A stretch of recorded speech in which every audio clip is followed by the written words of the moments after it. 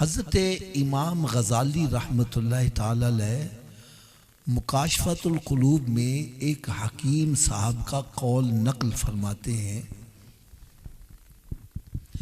हकीम साहब इरशाद फरमाते हैं कि जो बंदा चाहता है कि उसका ईमान सलामत रहे, क्या सलामत रहे जी?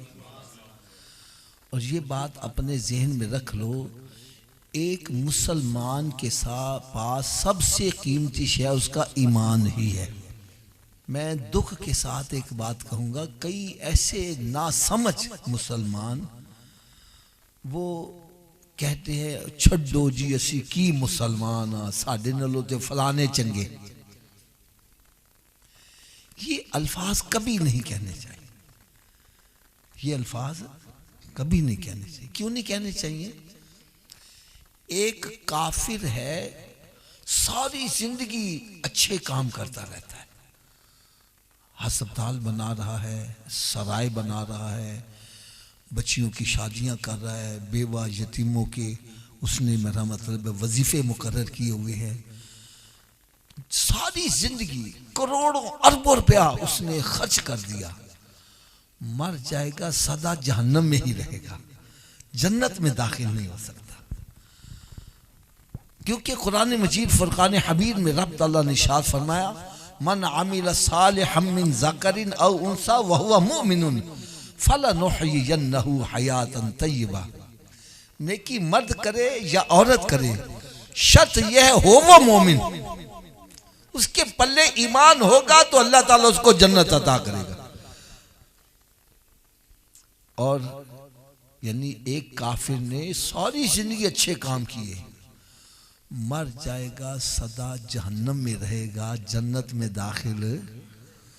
और एक बंदा मुसलमान है, उसके पल्ले एक नेकी भी नहीं है, पल्ले ईमान है, एक ना एक दिन जन्नत में जरूर दाखिल होगा। क्योंकि मेरे आका सल्लल्लाहु अलैहि वसल्लम ने शाद फरमाया, मन काला ला इलाहा इल्लल्लाह फकत दखलल जन्ना, जिस किसी ने ला इलाहा इल्लल्लाह पढ़ा वो जन्नत में जरूर दाखिल होगा। और मैं यहाँ एक और बात बतला दूं, जन्नत में दाखिले की कीमत कितनी है? जन्नत में दाखिले की कीमत कितनी है ये भी मैं बतला दूं। अल्लाह रब्बुल इज्जत ने कुरान मजीद में इरशाद फरमाया, इन्नल्लज़ीना कफ़रू व मातू व हुम कुफ़ारुन फलन युक़बला मिन अहदिहिम मिलउल अर्दि ज़हबन वला इफ्तदा बि। जमीन और आसमान के दरमियान जितनी फिजा है, फरमाया अगर कोई बंदा इतनी फिजा सोना चांदी से भर कर भी चाहे मुझे दोज़ख से निजात मिल जाए, नहीं मिल सकती। इससे पता चला जमीन और आसमान के दरमियान दौलत एक पल्लड़े में रखी जाए, दूसरे पल्लड़े में कलमा शरीफ रखा जाए, इसका वजन फिर भी ज्यादा होगा। ये दौलत ईमान को मामूली नहीं समझना चाहिए। ये बंदे के पास सबसे, मुसलमान के पास सबसे कीमती शय क्या चीज है? उसका ईमान है। तो जो शय जितनी ज्यादा कीमती हो उसकी हिफाजत भी उतनी ज्यादा करनी पड़ती है। हजरत साहब आपके जेब में 5 रुपए का सिक्का है, क्या है? आपको उसकी कोई परवाह, गिर भी जाए आपको उसकी फिक्र। और आपके जेब में अगर 5 लाख की थद्दी रखी हो, बार बार चेक करता है, बार बार देखता है, ऐसा ही है ना। तो जितनी कीमती शय हो उसकी हिफाजत भी उतनी ज्यादा करनी पड़ती है। तो लिहाजा वो हकीम साहब फरमाते हैं कि जो बंदा चाहता है उसका ईमान सलामत रहे। क्या सलामत रहे जी? उसको चाहिए कि जो ईमान की जान है, प्यारे आका हजरत मोहम्मद मुस्तफ़ा सल्लल्लाहु अलैहि वसल्लम, उनकी जात पर कसरत से दरूद पाक पड़ेगा, उसका ईमान सलामत रहेगा।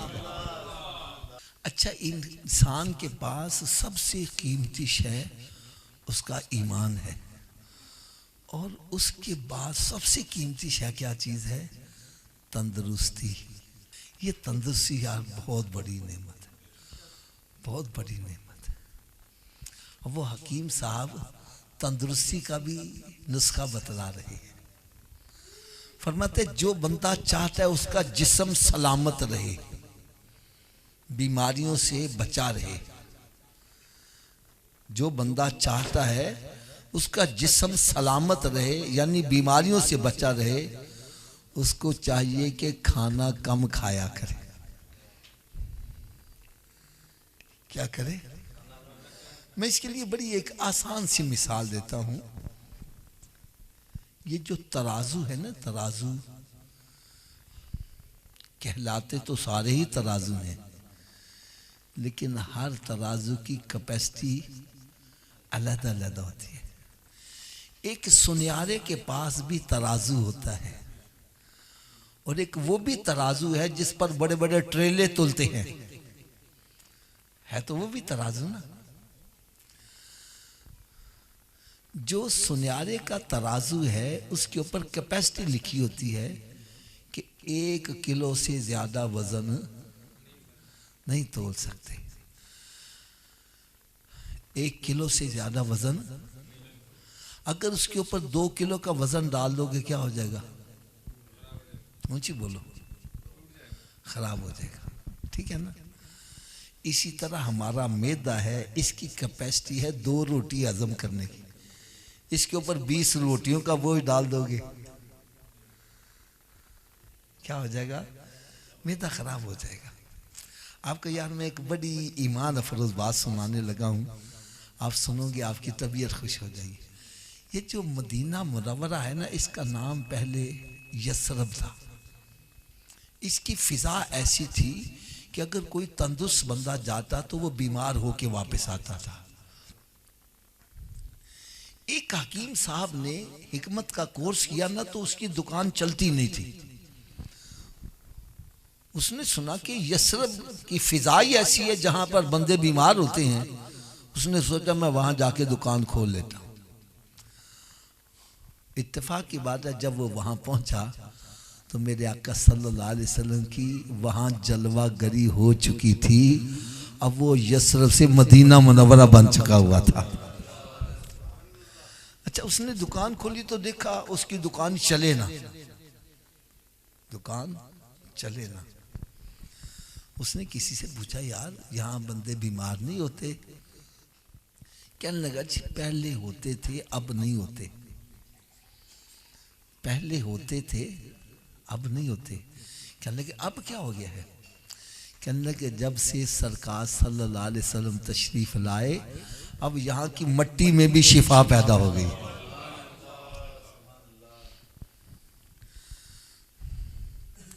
कहने लगे यार चलो ये तो एक अलग बात हो गई। आप मुझे ये बतलाओ जो नबी यहाँ तशरीफ लाए हैं उन्होंने तुम्हें बतलाया क्या है?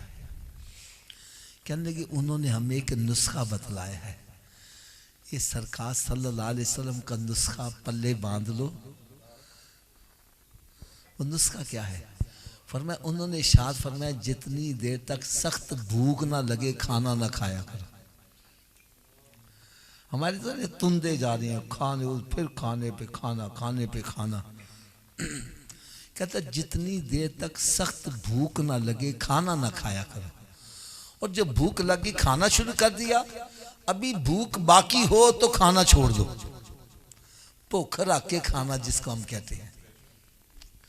कहने जब उसने इतनी बात कही ना तो हकीम ने अपना बोरिया बिस्तरा समेटना शुरू कर दिया। कहने लगा तू किधर जा रहा है? कहने लगा जो बंदा इस नुस्खे पर अमल करेगा वो बीमार होगा ही नहीं, मैंने यहाँ बैठ के क्या करना है।